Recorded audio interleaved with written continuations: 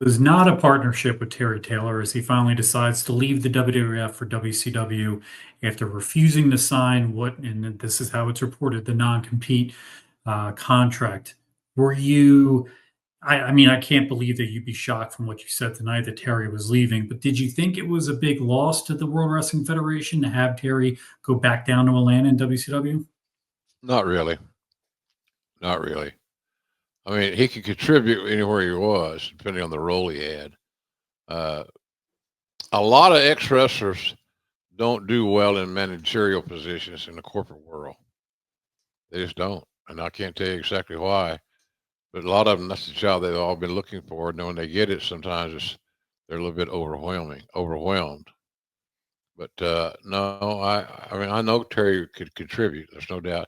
And look, he's been at WWE working in the power of the training camp forever, Yep. and he does a hell of a job. I've been down there and watched him work. He does a great job helping those kids. But he's usually one on one with people, and he's not managing a lot of corporate types. Right. So anyway, It's all about finding where it works best for you, right? yeah, you got to find your role. You got to know your role and find your role and know your role. And he's done that, and I'm happy for him. Yeah. He's had a good run at WWE. He's made good money there for a long time, and Yep. I'm sure he's got benefits and all that good shit that we all covet. So, and if he got the head writer's job, I would have been more than happy to help to support him. It's Right. just I knew that Vince was just not high on him, and that didn't help. You got it, and in that era of WWE, you had to impress one person. That sounds easy. It sounds good, but also that one person can turn the thumbs down and say, "Not today." Yep. Speaking of knowing your role, on Raw on November 1st at the MCI Center, which draws a sellout, 14,407 people paying over $400,000, a Kurt Angle vignette airs, giving his legitimate collegiate and amateur wrestling background. And it's even written in the Observer that he was playing such an old style babyface that it looks as though they're planning on setting him up for a quick heel turn when it doesn't go over.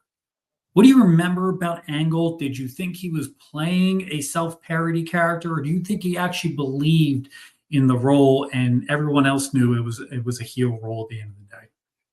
Hard to say. Usually, you had a clean looking baby face in that era, in the Attitude Era. He's going to get booed anyway. Uh, so I thought it was inevitable that he would be a heel. I didn't know how good a heel he would become. He wasn't just good at being a heel; he was great at being a heel because it allowed him to be his more natural self. And Kurt's a funny guy and off the camera and stuff. Uh, Sometimes you don't know when to take him seriously. Sometimes he's very serious, but you think he might be working you a little bit. But he's just multi-talented, multi-talented. Other other than other than Jack Briscoe, who I put at the top of the list of all the great amateurs that I've been around in my career, uh, Jack Briscoe was the quickest to understand the nuances of pro wrestling and how he could incorporate that into his game plan and his being stylistic to that point in time. That's why his matches with Dory Jr. and Terry Funk are still talked about today because they're crowd psychology. I don't know if they were doing Hurricane Ranas and 450 splashes and all those. Everything's got a name nowadays in that respect. He's just Kurt made that transition faster than anybody else, other than Jack Briscoe, and that's that's a hell of a comparison because Yes, it is. Jack Briscoe was amazing, just simply amazing. So and Kurt was too. Kurt was too. So it was good. Kurt was another guy. Here's another guy you get that's not worn out and people are tired of seeing. Yeah, we're signing guys. We're signing good talent. We got lucky on, I talked about it many times here. Shelton Benjamin was in that class, and now I'm glad he's probably going to. I would assume AEW will be his final stop, but I might be wrong. I hope we have him for a long time to come. Yeah. I have a world of respect for Shelton and his athletic abilities. We signed in that same class. We talked about it here. We signed Brock Lesnar, Right. and John Cena, and Dave Batista, and Randy Orton. So we got lucky. Yeah. Most of them turned out to be pretty damn good hands. Some took a little bit longer than others, but they got there.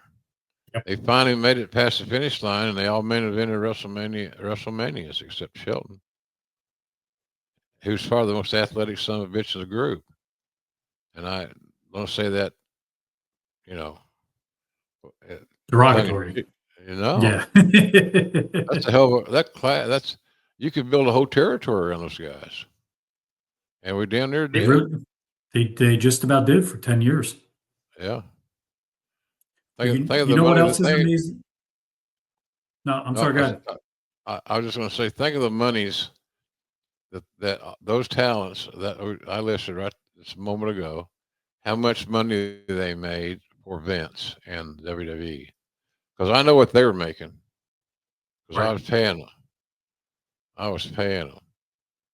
And they all had their first $1 million years working with me. And I'm just proud as hell of them. Still am. And a lot of those guys keep in touch with me, which is kind of cool. When I was sick, I think everybody checked in. So I just love those times. And I love the fact that there's no reason that most of those guys shouldn't be financially secure right now and not have to work another day in their life if they don't choose to. So it's a good thing. It's one of those happy endings. SaveWithConrad.com.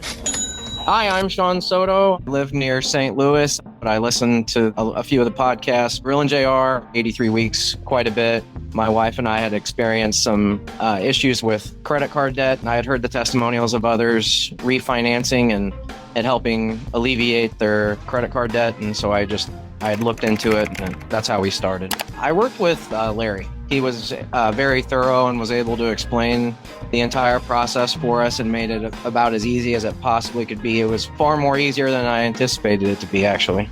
With the credit cards and everything that we had, we were paying the minimum monthly payment every month and basically getting nowhere for, I don't know, probably the last 5 years. And after everything was all said and done, we completely paid off all the credit card debt, and we were saving, after paying those off, we were saving over $300 a month. Oh, I would highly recommend it to anyone that's looking to save some money because it was a tremendous help. I've already told my other friends about it. I'm Sean Soto. I'm from St. Louis, Missouri, and I have saved over $300 a month with SaveWithConrad.com. NMLS number 2129, Equal Housing Lender. SaveWithConrad.com.